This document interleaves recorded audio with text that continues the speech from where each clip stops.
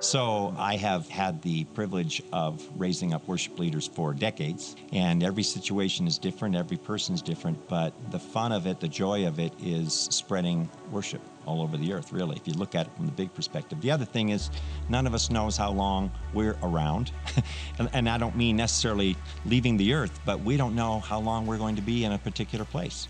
So we should always be looking around and equipping people, and it's the way of the kingdom. It's the way of the kingdom. It's Jesus.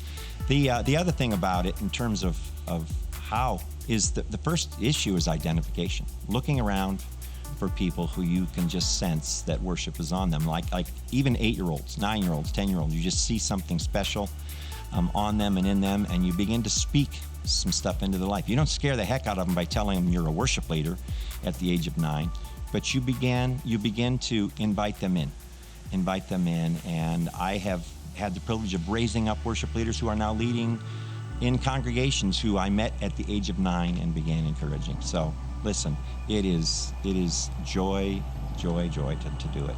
It's a blast. Why would you give away your position?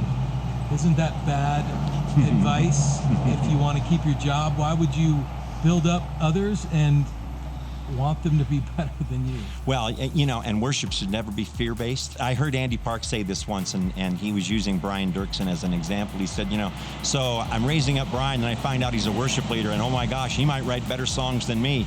And the whole idea of it is I'm going to cheer people on even if they hit grand slams and I only hit home runs. There's an investment there. There's like I was saying, there's a joy in it.